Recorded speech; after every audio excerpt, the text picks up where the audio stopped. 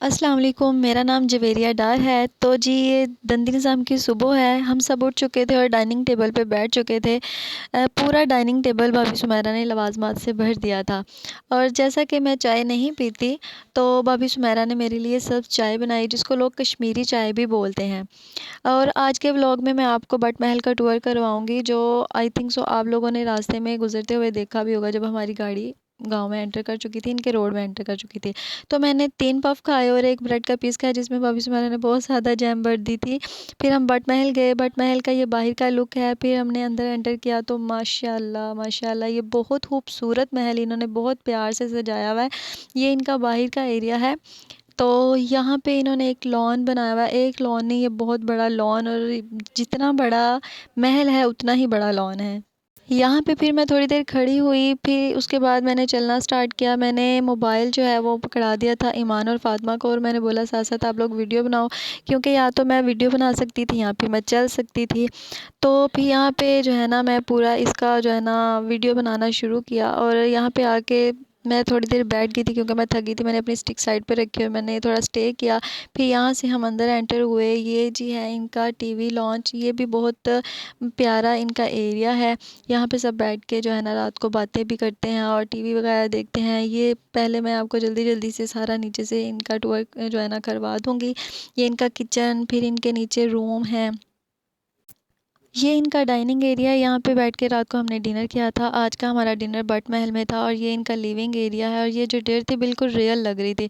यहाँ से फिर हम बाहर निकले और हम नीचे से जितने भी इनके रूम है वो विज़िट किए, और हर रूम जो है ना एक से बढ़कर एक था।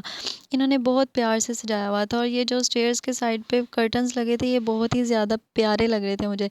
फिर हम ऊपर गए। ऊपर जाके मैं तो थक गई थी, और मैंने रखी साइड पे अपनी स्टिक्स, और मैं तो चेयर पे बैठ गई। और मोबाइल जो है ना मैंने थमाया ईमान और फ़ातिमा को, और मैंने बोला जाओ सारा जो है ना वीडियोस बना के लाओ। तो वो लोग ये सारी वीडियो बना रही थी। ईमान और फ़ातिमा दोनों के पास मोबाइल था। इनके सारे रूम बेडरूम बहुत ज़्यादा प्यारे हैं। और जैसे कि वीडियो तो वो बना रही थी, लेकिन इनके साथ साथ मैं भी चल रही थी स्टिक के साथ। और ये तो जी ये था इनका ऊपर का पोर्शन, और ये सीनरी बहुत ज़्यादा प्यारी लग रही थी वॉल के ऊपर। और इन्होंने फ़ानूस के एग्जैक्ट ऊपर जो है ना स्काई व्यू दिया हुआ था, वो भी बहुत ज़्यादा प्यारा लग रहा था। वो मैं अभी आपको दिखाती हूँ। तो ये देखें जी, ये है इनका रूम। ये भी बहुत ज़्यादा प्यारा था। इनका एक स्नोकर रूम है, वहाँ पे लड़कों ने ईमान और फ़ातिमा को आने की इजाज़त नहीं दी थी। मैंने बोला था जाओ वीडियो बना के लाओ, लेकिन उन्होंने लॉक नहीं खोला। तो मैंने कहा चलो आप ना यहाँ से सारा दिखा दो, तो फिर हम जो है ना चलते हैं। तो फिर मैंने जो है ना वहाँ पे 2-3 दफ़ा जाके नॉक किया, तो उन्होंने मेरे कहने पे दरवाज़ा खोल दिया। और पुप्पो होने का ये फ़ायदा हुआ कि मेरे कहने पे उन्होंने लॉक खोला। तो फिर वहाँ पे जाके जो हमने ना उनकी गेम देखी। तो ये था इनका पूरा एरिया, और ये था स्काई व्यू। तो फिर हम स्नोकर रूम के अंदर एंटर हुए। यहाँ पे साबिर और अहमद की गेम चल रही थी। पता नहीं इनको स्नोकर खेलनी आती है कि नहीं, लेकिन ये गेम खेल रहे थे, और फैज़ान और अबकात इनकी गेम देख रहे थे। और थोड़ी देर बाद ही अक़दस भी आ गया। और फिर उसके बाद जो है ना अक़दस ने और अबकात ने, दोनों भाइयों ने अपनी अपनी गेम खेलना शुरू की। पता नहीं इन्होंने कौन सी गेम लगाई हुई थी, बहुत ज़्यादा लंबी गेम चली थी इनकी नंबरों वाली। तो पता नहीं कौन सी, मुझे तो स्नोकर का कुछ ऐस भी नहीं पता, कुछ भी नहीं पता मुझे स्नोकर का। तो अबकात जो है ना अक़दस को बहुत ज़्यादा गोल कर रहा था, और अक़दस कह रहा था मुझे तो ऐसे लगता है जैसे ना दुबई से तुम स्नोकर ही खेलना सीख के आए हो। तो उसके बाद लास्ट मोमेंट पे अबकात ने आके चीटिंग की, और ये जीत गया। इसने थोड़ा-सा डांस किया। फिर हम नीचे आए, तो हलीमा भाभी ने हमारे लिए अपने ही महल के लगे हुए जो मौसम्मी है ना, वो छील के हमारे लिए काट के रखे हुए थे, और रीज़ा इनके बच्चों के साथ खेल रही थी।